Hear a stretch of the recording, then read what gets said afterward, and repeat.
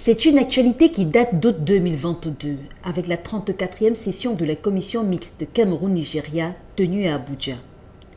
Au cours de cette session, la commission, dont l'objectif est de faciliter la mise en œuvre de l'arrêt de la Cour internationale de justice à propos du différend opposant le Cameroun et le Nigeria sur la frontière les séparant, s'est tout d'abord félicité des progrès réalisés en soulignant par la suite les zones de litige. Au sorti de là, le Nigeria et le Cameroun conviennent de revenir devant la Cour internationale de justice. Ce qu'il faut dire, c'est que c'est un comportement normal et rationnel entre deux acteurs internationaux, dont les deux États, qui cherchent à mettre en œuvre, à implémenter une décision de justice et qui cherchent donc la manière la plus appropriée et objective pour cela. Donc, le fait que les deux pays aient convenu de se rapprocher de la Cour pour avoir la meilleure interprétation possible des textes dont les deux n'arrivaient pas à avoir le même type d'interprétation est plutôt un signe d'accalmie et de confiance. On peut donc dire qu'aujourd'hui, entre les deux pays, il existe des mesures de confiance assez importantes, assez profondes, et cela est le signe d'une fin, d'une sortie manifeste du conflit. Au Cameroun, cette problématique fait ressurgir depuis quelques jours déjà l'affaire Bakassi. Question au professeur Joseph Vincent Toubaï-Bodé, professeur titulaire des universités en relations internationales et études stratégiques. Où en est-on avec l'affaire Bakassi?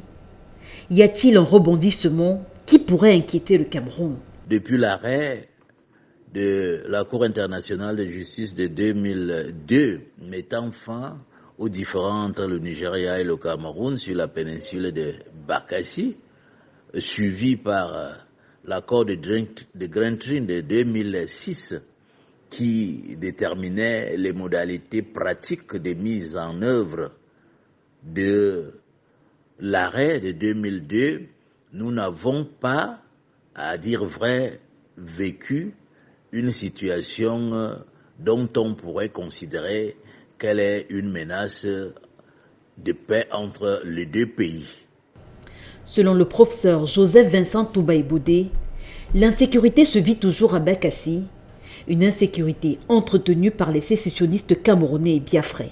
C'est ainsi que, par exemple, en juillet 2002, 5 soldats camerounais ont été tués par ces séparatistes, mais on ne peut pas dire que c'est une affaire qui a une allure officielle au sens où on pourrait dire que les relations entre les deux pays sont dans une phase déclinante. Notons que cette affaire est à la une au Cameroun après qu'ait fuité fin décembre une photo du professeur Maurice Kamto au Palais de l'Unité. Dans un communiqué signé du MRC, on apprend qu'ici est rendu à l'effet de déposer un courrier de la plus haute importance. À Jeune Afrique de renchérir, le dossier de Maurice Kamto concerne le différend qui oppose le Cameroun et le Nigeria autour de la presqu'île de Bakassi.